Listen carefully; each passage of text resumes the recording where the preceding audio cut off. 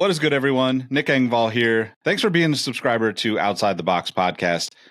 It's been a while since I've uploaded to this podcast, but I'm going to be making some changes in the next few weeks. I'll have an announcement for it in the future, but today I wanted to actually go back on a kind of special edition episode of the show, back to 2019 at an event called DesignerCon. If you're not familiar with it, it's an annual art and design convention that basically combines collectible toys, designer goods, and pop art into a huge event, usually hosted in Anaheim. Many of the artists that you're familiar with for collaborating with sneaker brands are a part of this community, and some of them you've even heard on this show on one-on-one interviews previously. 4 years ago, I was able to bring in a handful of friends to have a conversation with the group, and included in that group are Gary, aka Freehand Prophet, Chris, aka Nightwing2303 from Wear Testers, Tamara Dhia, who you might know from Network, Complex, or MTV, Reina Koyano, aka Viva La Reina, who's a well-known artist in the sneaker space, and then my friend Jacques Slade, aka Cousteau, who's obviously very popular on YouTube. In this conversation, each of them share stories and insights on how they turn their passion for sneakers into opportunities to do what they love. And frankly, I just thought it would be a great episode for the Outside the Box audience. And if you're in the SoCal area, this year's DesignerCon is going down December 15th through 17th, and I'll actually be there on the 16th, enjoying the show as anyone else. No booth this year, no hosting of panels, just get to connect with people and see the cool shit that they're doing. I hope I'm allowed to cuss on here. Anyway, I hope you enjoyed this conversation, and if you are in SoCal or headed to DesignerCon, hopefully I get to see you. Thanks for tuning in. I'll catch you on the next one. Peace. All right, how's everybody doing? So my name's Nick Engvall. I run a podcast called Sneaker History, site called Sneaker History. I've spent about 12, 13 years working in the footwear business in some way, shape, or form. A lot of these people up here I've worked with at some point along the way, and they all have very unique hustles going on through their passion for footwear. And I just wanted to bring them together to kind of showcase to you guys what's possible. So I'll let them introduce themselves. My name is Chris, also known as Nightwing2303. We have a YouTube. Thanks. We have a YouTube channel, Wear Testers, as well as a media site, weartesters.com, where we focus on primarily the performance of the shoes that you guys wear. My name is Gary Lockwood, better known as Freehand Prophet, and for the last 9 years, I've been making one-of-a-kind masks out of highly coveted sneakers. My name is Jacques Slade, aka Cousteau, I guess is the best way. And I do unboxings and reviews of sneakers online, and I also host shows. And my name is Reina, also known as Viva La Reina on Instagram, and I do these illustration series called Soul Fatale, where I integrate sneakers with pinup art. My name is Tamara, aka Tamara Dhia. I am a TV host and a sneaker enthusiast, and have parlayed my passion for sneakers into a wonderful side income. So here we are. Right on. So I didn't tell you guys this, but I want to try to take a couple questions at the end from anybody, so we'll save a little bit of time for that. But I just wanted to start out, kind of ask if you remember the first time you got any amount of money, because I know we all started at very, very little amounts to do this because we were already doing it just for the love of it. So maybe talk about your first experience getting that first check connected to sneakers. I don't remember the first check. I remember the email from YouTube asking if I wanted to be a YouTube partner and thinking, oh crap, I'm going to be able to earn a living. And about a year later, I got my $100 stipend that you have to earn up to before you get cashed out. So wasn't making anything right away. But when I got that partnership, that was the day that I was like, in 5 years, I'll replace my income with this. And in 3 years, I replaced my wife's income. So she quit her job. And then 2 years later, I replaced mine and then quit mine. So 3 years, Chris will not be up here. His wife will be. No, but one of the things I wanted to point out is just like the time that it takes. So if everybody can just keep that in mind, because I know we all put in way more than people see, because people just see the Instagram account. That's great. Well, I was going to say 10 years later, I'm sitting here. So. Yeah, I mean, the first time got a check off of the sneaker mask, it was small stuff. But the one that stands out in my head most was the first commissioned mask I ever made was the LeBron 4 Dunkman. And those came from the designer of the shoe. So I thought that meant a lot to me as far as milestone, not only being my first mask, but coming from the person who designed the original. So that was dope. For me, it was when I was working for a sneaker publication. This was back in 2010. I made a YouTube video called Today in Sneaks. And I remember I got paid $25 for creating that video. And for me, the first time I made money from my sneaker art was when I printed just for fun, not even intending to sell.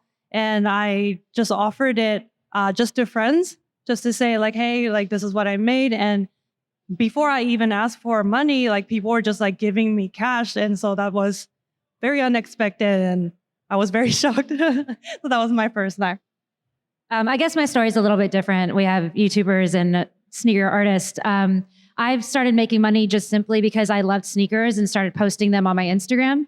I think the first time I really realized it was something dope was when brands started reaching out to send me free sneakers.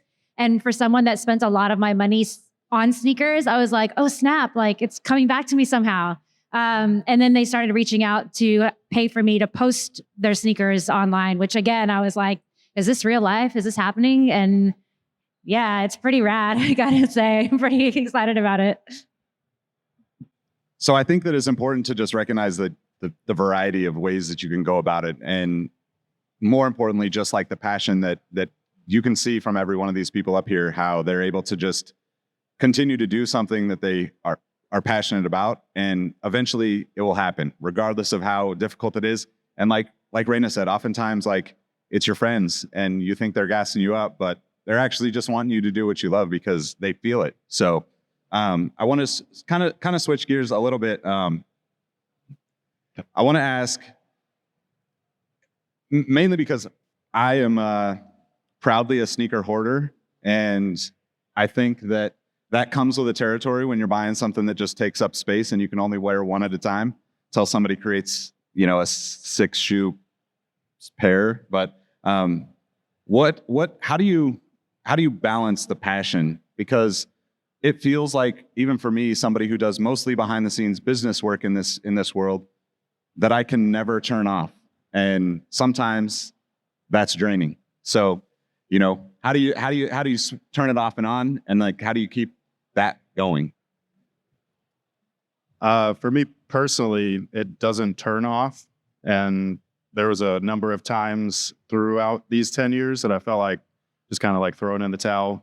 I'm tired, body hurts, spending lots of time, like all your free time building a brand or a business, and you want to do other stuff. And so there's been many times when I've taken breaks from creating content, and then I realize that I'm talking to my wife about sneakers, or I am talking to you about sneakers, or I'm texting Jacques and we're talking about sneakers. And I'm like, why am I going to stop getting paid for this when I'm still going to be doing it, when I can just get paid, do what you love, and do it every day? And so that's where, like, once you realize that when your passion fuels your income, it's like that saying where you never feel like you work a day in your life. It's literally that. I wake up and I'm like, what do I want to do today? and I just do whatever I feel like and make cool content. I mean, I'm going to reiterate a lot of what Chris said, because that's really what it is. For me, art making is an obsession, and I'd be doing it whether I was making money or not. So I better start making money at it. And that's kind of how it's played itself out. As far as finding balance, I'm always looking for it, and I don't think I ever find it, because the scale's always going to be tipped towards the art. So the best way for me to find balance is to make the time for self-care, meditation, yoga, workout, whatever you do to keep your body sharp so that your mind can carry forward and hopefully be healthy. Now, and I say that being the worst at it, because the obsession kicks in and nothing is important but making that work. But yeah, balance is it. Just keep looking for it, I think, is the key, and strive for it, and hopefully you'll hang in there. Yeah, I would say I think work is work, no matter whether it's your passion or not. Work is work. When you're doing it for fun and collecting for the love of it, or just getting sneakers just because you love them, there is a certain like mental state that you're in, as opposed to when you're working. That's a different mental state that you're in, even if it's doing the same thing. And I try to separate those two. Know that sometimes, a lot of the times, the shoes that I'm getting, they are for work, because that's my job. But also like taking a moment to kind of step away and really appreciate what it is that I'm doing, and appreciate the sneakers that I'm doing. Like, I may get a pair of sneakers because I know I need to make a video about these and I need to review these. But it'll be like 2 weeks down the line when I just have some dead time and I'm like organizing shelves and I see a pair of sneakers, and that's when I kind of take the time to be like, oh, okay, these are really dope, and like really take in what the sneaker actually is and what that sneaker meant to me way back then when I was originally kind of getting into sneakers. So I find like that's the way that I kind of separate the passion versus the work. I know like the work is the work, but then take those moments, those small moments, whenever they are, to appreciate the work. I mean, the design and the technology and the performance of the shoes, like I did back when I was a kid and I first saw like a Jordan 11. Like, take those moments then. I'm a graphic designer during the day, and so I'm drawing and creating all the time. And for me, it's really important that I make a very clear separation where, what I do during the day is for a client or it's for someone else. I'm doing the work to solve someone else's problem visually and creatively. And what I do with sneaker art is strictly for myself, selfishly, but it's for me to explore creatively and see what I can come up with. And having those two separate worlds actually end up feeding each other. And that's really important. That's a very important system to have to actually fuel both worlds that I'm trying to handle. But yeah, I think the key for me is to make sure I set a very clear border where this is for work, this is not for me, and from here, this is strictly for me. And I'm not doing it for anyone else or for anyone else's opinion. Like, it's what I authentically want to create and what I want to put it out to the world. If someone has a life hack for how to have a proper work-life balance, please let me know, because I'm every day trying to figure that out. In regards to sneakers, though, for me, it is just one side of what I do for a living. In terms of turning the passion off, I don't think that ever goes away. I was the little girl that used to wear sneakers, and that still in many ways I still am. So it's something that I've been able to monetize. And I do think there are times where you get frustrated with it because it does take up a lot of your personal time in many ways. When you turn your passion into work, you kind of, I don't think you lose like the heart that you have behind it, but like Jacques was saying, like, I have to do this, I have to post this, it has to look like this so the brand is happy. And sometimes you just want to open up a box and get really excited about the sneaker, and you want to be like, oh wow, this leather is so fire, or like, I love what they did here, like that's still there. But sometimes when it is for work, you lose a little bit of that. So I want to go back to something Chris said. Basically, I think everybody hits that wall at some point and wonders if they should throw in the towel. And I want to ask everybody here to share maybe a moment along the way, specifically where you hit that wall and you like have something that comes up to really just like push you back in focus, because it really is about kind of like what you said, where you kind of realize that this isn't going away. Like, if you're obsessed over something, whether it's sneakers or art or any other of the beautiful things that are here right now, it's just about pushing through that. So maybe you could talk to one of those times along the way. Which one? Because there's a lot. For me personally, I've rebranded a lot within the last 10 years, where the channel started off as, Nightwing 2303, and it's like, oh, what's that? And that might resonate with a couple of the nerds that are here that read comic books. But most people are like, what is a Nightwing and why are you reviewing shoes? And then I had rebranded to what was called kicksoncourt.com, and unfortunately a competitor kind of trademarked my business from underneath me, which made me want to quit again. And I know that you and I had a few discussions about that personally. And so there was another rebranding phase from Nightwing to Kicks on Court to then what's next. Luckily, I have good friends and like a good family behind me. So we're able to kind of like take a step back, breathe, rebrand again. Now we're Wear Testers. Wear Testers is bigger than Kicks on Court ever was, bigger than Nightwing ever was, and all that stuff. So, you know, there's always those moments. It doesn't matter even if you have a regular like 9 to 5. Like there's always that one douche where you're just like, man, F this guy, right? Like I just want to like quit or whatever. But you know, you can't always just like give up that easily, especially if it is your passion. And again, like it's that whole like you want to quit, but you won't stop thinking about it, or you can't stop. And so it's like, why would I rather do something else than this?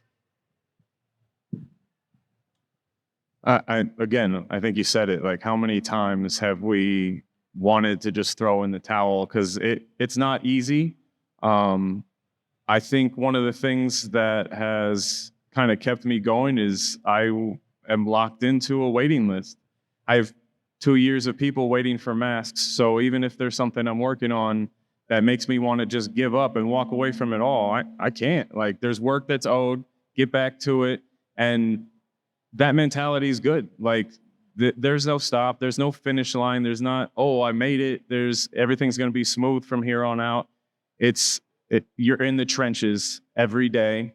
And I'm thankful for that, because when I have the hindsight to go, oh, I'm so glad I didn't give up in that moment, because I fought my way tooth and nail to get here. And I'll be damned if I'm going to walk away. You're going to have to drag me out of here kicking and screaming. So, you know, just like you said, can't stop, won't stop. Yeah. For me, I guess that wall always is kind of there. I guess I should say it was always kind of there. And that was more when I felt like I lost why I was creating. Instead of creating just because I loved it, I was creating more just because I wanted the audience to love what I was doing. And I had to change that perspective. And I remember like specifically when I got to 1 million subscribers on YouTube, I was like, this is going to be the moment. This is going to fix everything. Like I'm going to get 1 million subs. Everything is going to be fine. And it was probably like one of the most shallow moments that like I've ever had. Like I hit 1 million and I was happy for like 2 seconds. And it was like, all right, back to work. Like, that's it. And like that, at that point, I really kind of got to the point where I was like, okay, I just need to recreate because I love it. Like it can't be to get 1 million subscribers or to reach 2 million now. It's like, I just need to create the best content that I can create and let that live for itself and be happy with that, as opposed to being happy with like the metrics and the numbers. Don't get me wrong, the metrics and the numbers, they are important and they help. But I can't use that as my barometer for success. And so I think that's what helped prevent that wall for me, is stop using that as my barometer and use the quality of the material that I'm creating as my barometer, and use that, because with that, that's something that I can always push to be better. That's something that I can control. I can't control the audience. I can't control the watch time. I can't control the algorithm, but I can control how the lighting goes. I can't control how I tell a story. And I can't control how I shoot a product. And so that's started to be my barometer for success, as opposed to just like the metrics and the numbers. And that really helped push that wall a lot further back than it was originally. For me, I think creative block, well, it's like inevitable, and it's something that, you know, like you said, it's always going to be there. But for me, I think how I deal with it is just remembering to take a break every so often. I feel like creativity works kind of like a workout, like how your muscle works. You know, when you work out so much and you kind of hit a plateau, or like, I'm doing so much, like, why am I not, you know, getting stronger or like more flexible? And sometimes you just have to take a break and kind of step back And then once you get back into it, you'd be surprised like how much far you actually did go. And I think, remembering to take that time every so often to be like, okay, this is a time for me to take a break. I'm going to reset, and then let's see how I can go from there. I think that's a very important thing to do. Okay. Again, my situation's a little bit different because the content I create is predominantly images for Instagram when it comes to sneakers. But again, there's always the pressure of making the brands happy, getting the likes and all of that stuff that messes with your head and your mental health in many ways if you're not careful with that. I think I've never given up because honestly, sneakers have taken me so far. They've taken me places and introduced me to people I never in a million years thought I would meet or interview or be in the company of, just simply because I love sneakers, which is so wild to me. So I can't quit because there's still so much more to do and so much more to experience. And yeah, I love Jacques always uses the hashtag because sneakers, and I love it because there's so many times where I'm in a situation, I'm like, how did I get here? And I'm like, oh yeah, because sneakers.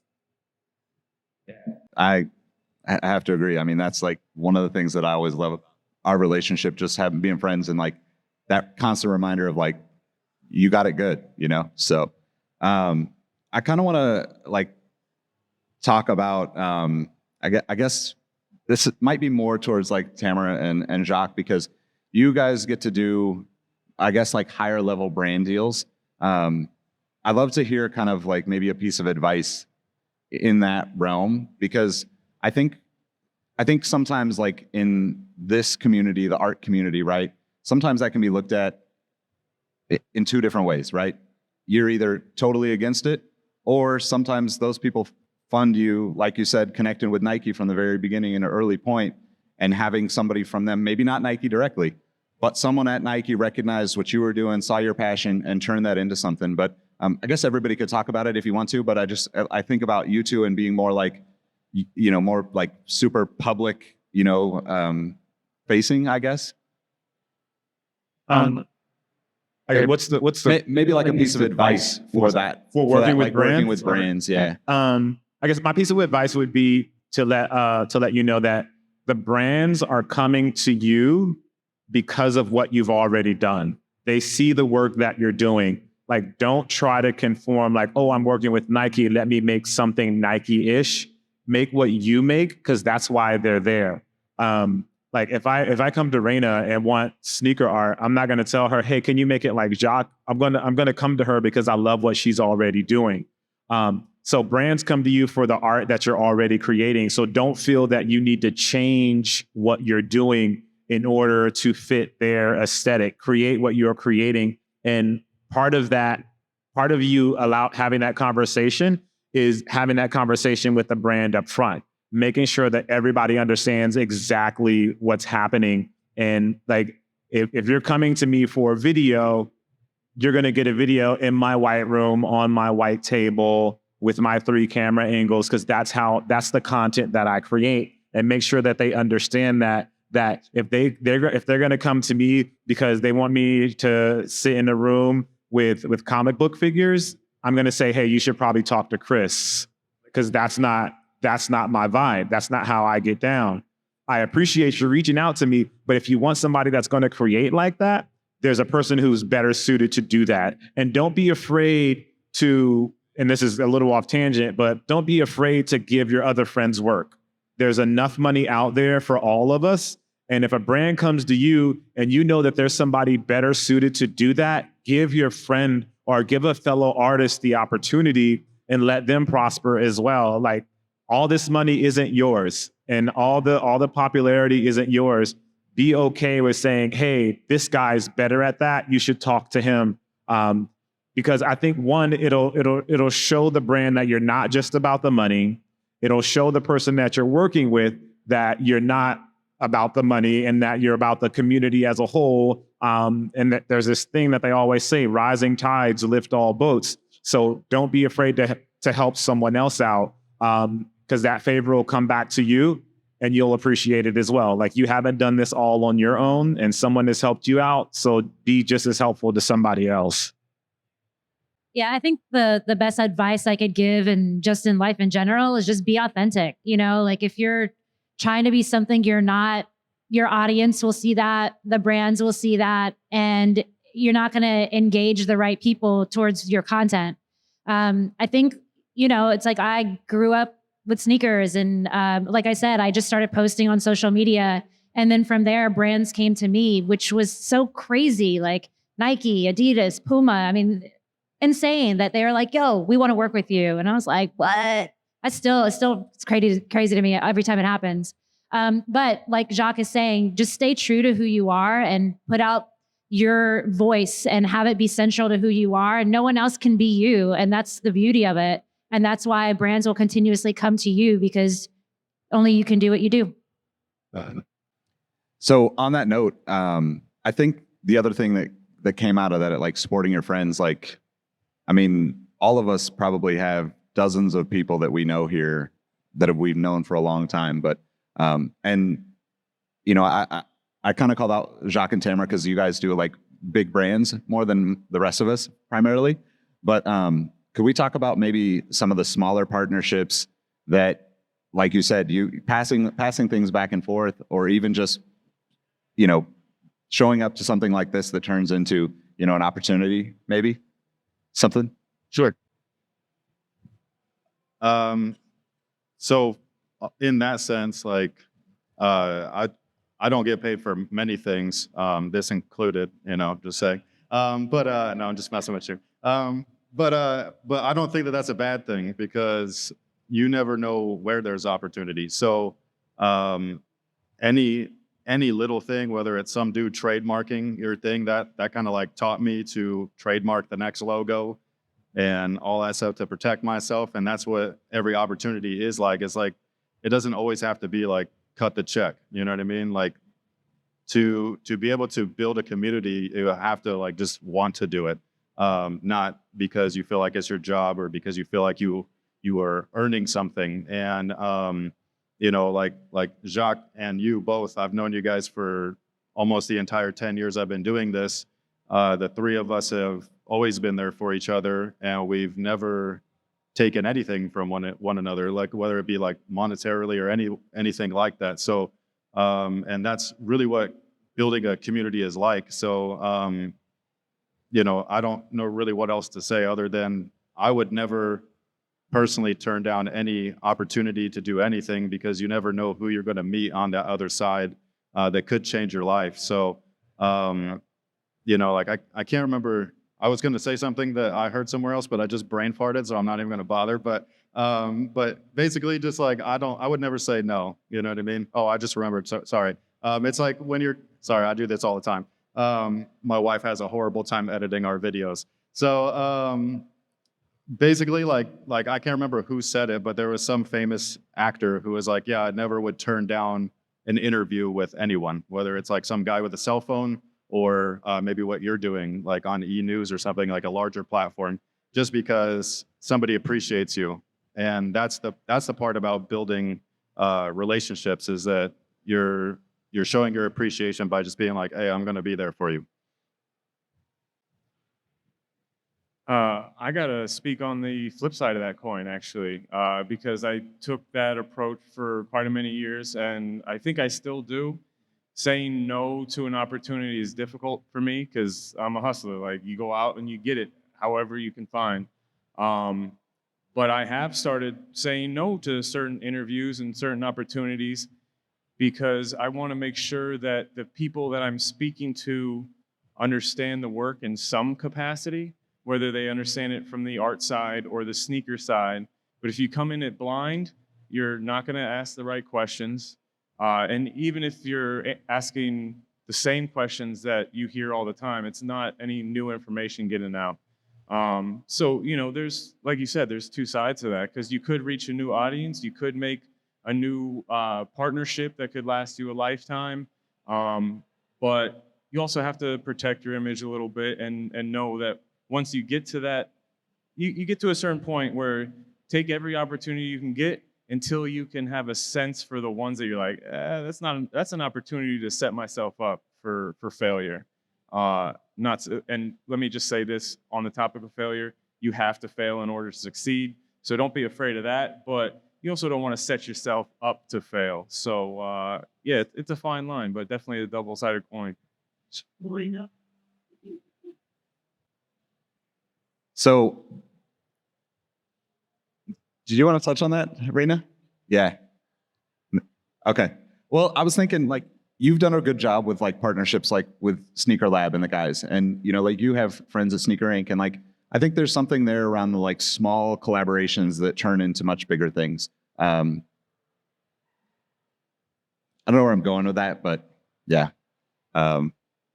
Like maybe Reina, could you talk to even that first time that partnership happened with Sneaker Lab and you were able to like get your artwork right there in, you know, a cool community really that like exists downtown here in Los Angeles. So Yeah, definitely. Some of the most influential partnership that I had is actually with not the big brands. It's been like the smaller community-based events because it's focused so much around the community itself.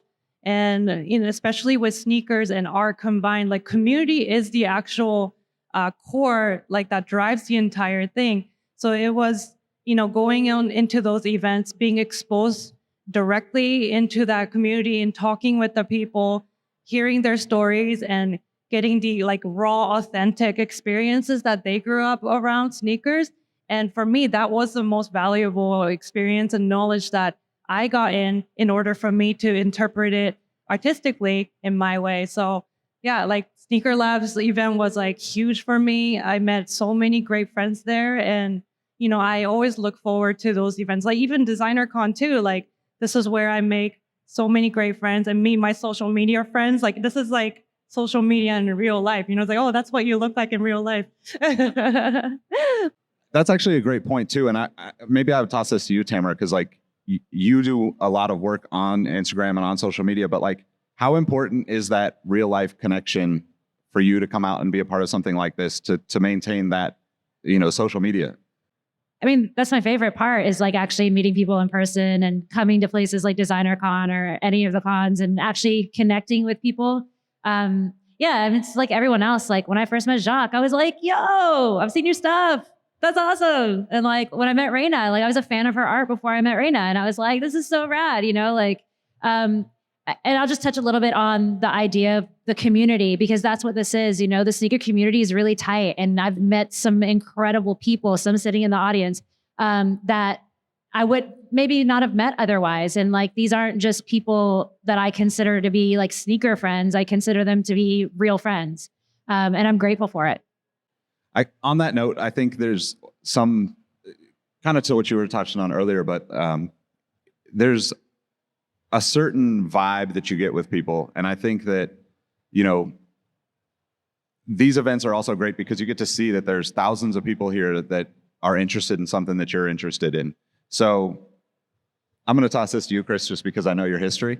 But how do you deal with maybe how do you avoid the negativity, right? It's like you want to vibe with people when you work with them, right? Like we all have created friendships in this world that is foreign to so many people, but like we're all just normal people, you know? Maybe speak to that and like how the process of like, you know, kind of finding your own community within each of these communities works. I've been pretty lucky to where it's been pretty natural. You know, where maybe a fan turns into a friend or something like that. Like what you were saying though, is that there are a lot of snakes in the grass. So you gotta make sure that you're careful. They're everywhere and you usually can't see them. They're camouflaged. And there's a lot of people in just this space in general that will take advantage of maybe your platform or what you've built for their own interest or maybe their business's interest or whatever it is. You learn pretty quickly which one is which. Especially if you've done it for a long time. Everybody has like a Peter tingle. If you've seen, you know what I mean? The latest Spider-Man. But so everybody's got their little spider sense and you've got to be able to like feel it and then understand that that's what that is. Like your gut feeling, that butterfly in your stomach, whether it's a good thing or a bad thing. You just got to like listen to yourself and kind of fill out a situation because there's lots of people where it's like Like we're cool in person, but not to the point to where I'd want to be on a panel with you. And that's not shade, but it is what it is. Versus something like this where you gel a little bit more with people, so you kind of stick within that little circle. You were asking about dealing with or avoiding negative energy, and I don't know that it can be avoided, but I think how you look at it, process it, and it's also about like a little bit of perseverance. When I first started, people were like, "Why the hell are you cutting up these sneakers that we love so much?" And I'm like, just trust me. You'll understand, like, see a few of these and you'll get it. And I feel like over the years, the tide's turned a little bit. There's still negativity from people that are new to it and don't really understand, don't necessarily see the love for sneakers that it takes to create them. But it's important that you put more weight to the positivity and the support that you receive. Because it is very easy. I could have a new mask posted and there could be 100 positive comments and just one nasty comment that raining positivity, but that negative comment is like a lightning bolt and it seems to hit just a little bit harder. And you have to step back and be, wait, hold on. I'm doing this to myself. I'm focusing on just the negative versus all of this other positivity. And you just gotta just refocus and look back to that positivity.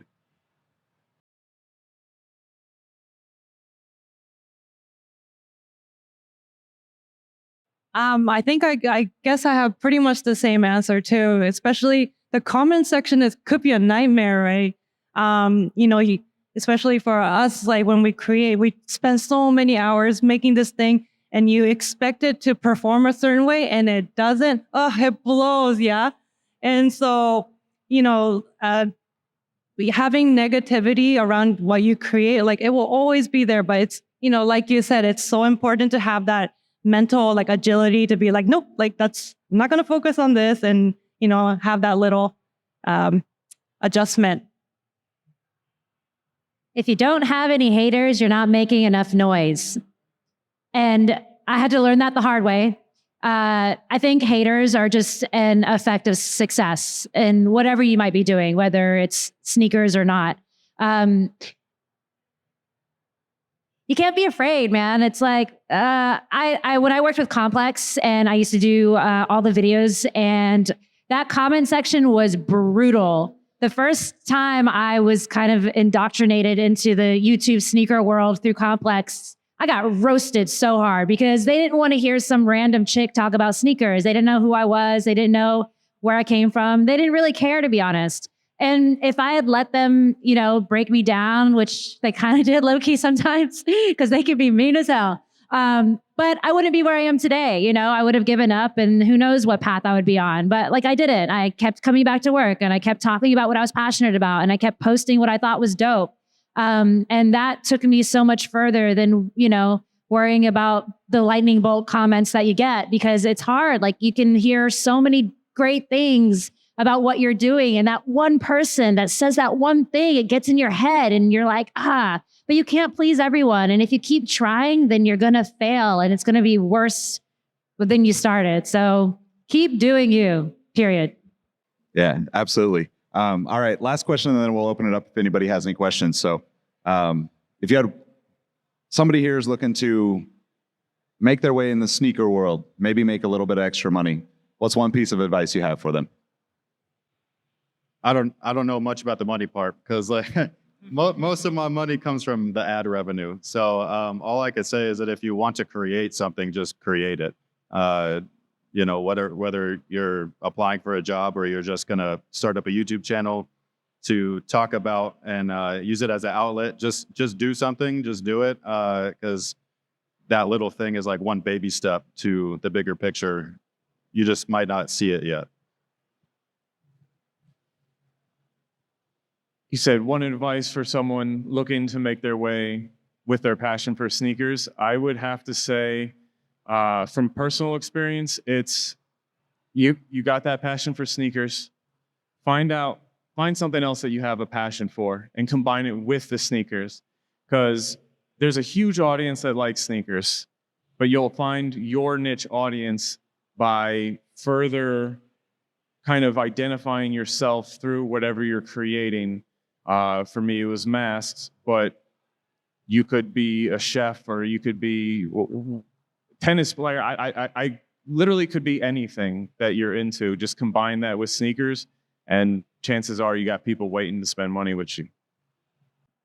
Yeah, and I would say that the advice that we're giving now doesn't just apply to sneakers. It applies to really whatever it is that you like, whether you are a makeup artist or a barber, or you make vinyl figures, or you do stencils, or you do woodwork, or you cook, or you're a librarian. Whatever it is, you have a unique voice, and use your unique voice to tell your story through whatever it is that you love and that you want to talk about. All of us, we just happen to have sneakers is the common thread with us, but this could just as easily be a panel about lanyard makers, and we'd be like the top lanyard makers in the world, and we all discuss that in some unique way through our own voice.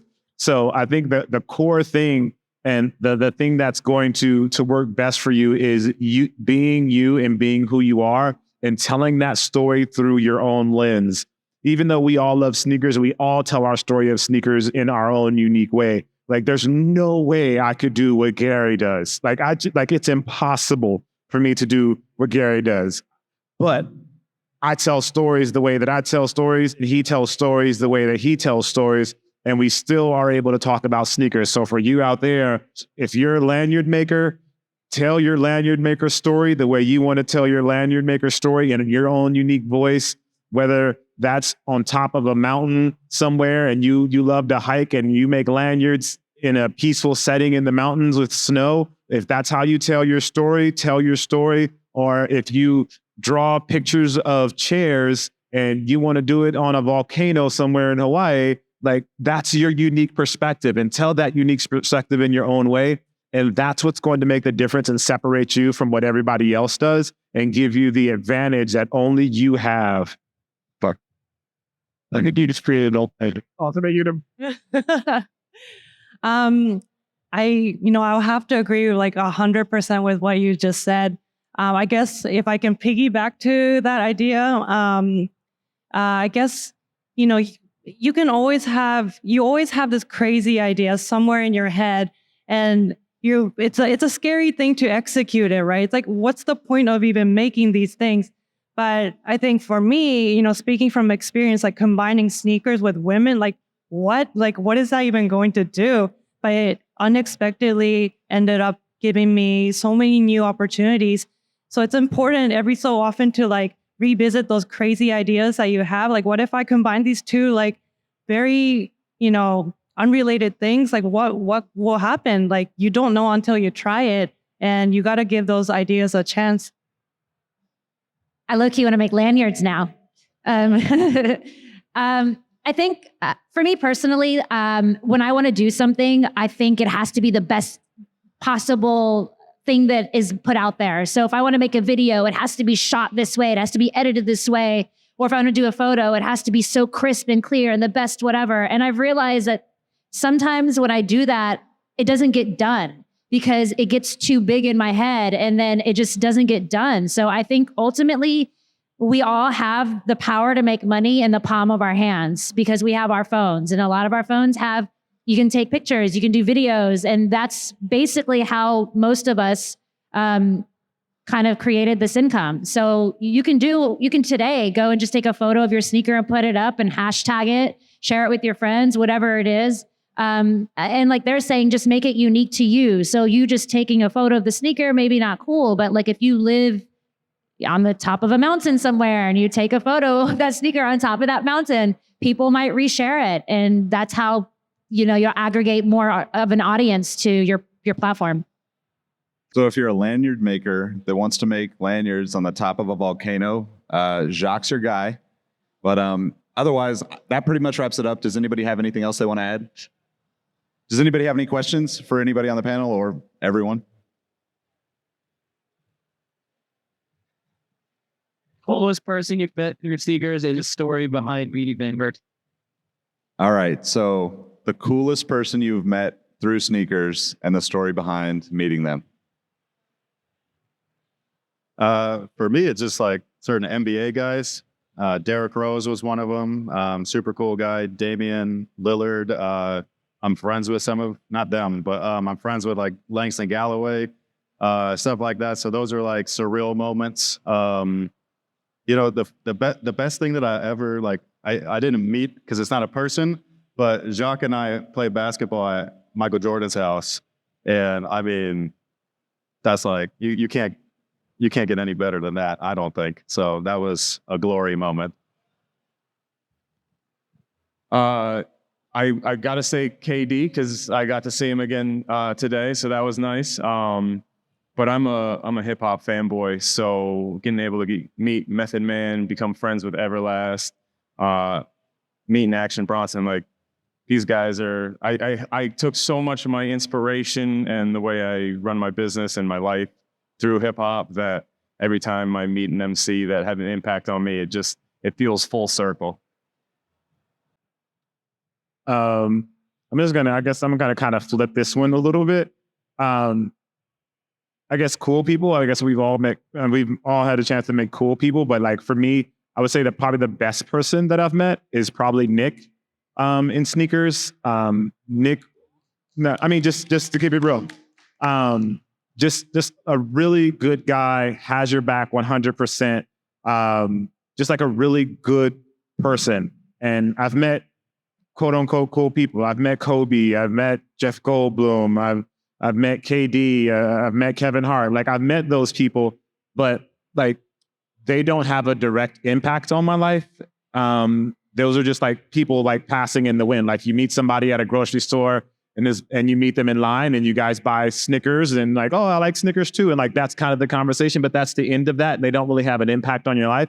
But like Nick is someone I met through sneakers and has become a friend and like a confidant and someone that I know I can go to if I have an issue or if I have a problem with something, or that's going to give me advice or call me on my bullshit. Like he's like someone that has a direct impact on my life. So for me, I would say the best person that I've probably met in that world of that because of sneakers would probably be Nick. So that's my cool person. I was gonna say KD too. That was crazy. For me, because of my art, like a lot of people, thankfully noticed what I was doing, and they ended up, reaching out to me. And Jeff Staple reached out to me. Homeo from Atmos reached out to me. It was like, and it's something that I never thought I would come across. And like meeting those people, talking to them was just like is this even happening? That was very crazy. But yeah, like I'm very thankful for that. I feel like a very LA person now saying these celebrities when you had such like a touching answer. So yes, while I've been grateful to meet some incredible people through sneakers, you guys want the good. So I will say Kobe and LeBron was pretty cool.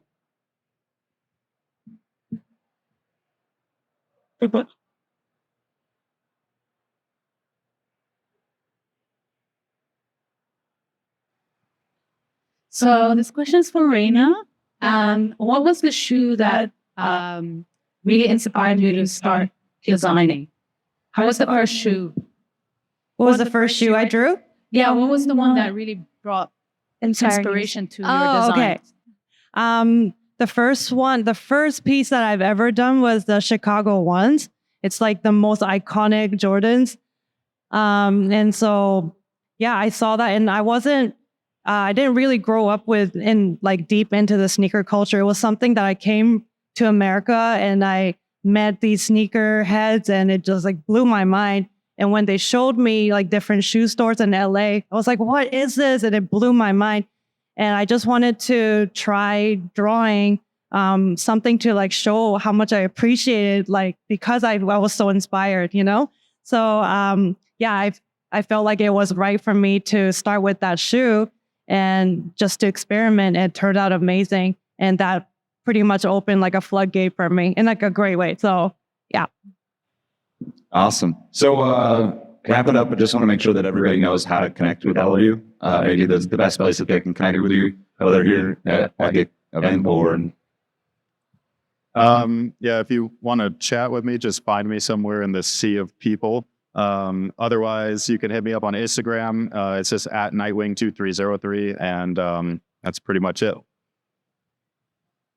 I'm at Freehand Profit on Instagram and Twitter, and yeah, that's pretty easy to find. And I'm at Cousteau everywhere on the internet. That's Kustoo. And you can find me on Instagram at _Viva La Reina. And I have a booth over at 916 if you want to check out my work. It'll be all there. And I'm at Tamara Dhia across all my socials. Spelled like that right there. Thank you guys for coming. Right on. Thanks, everybody. Thanks, guys.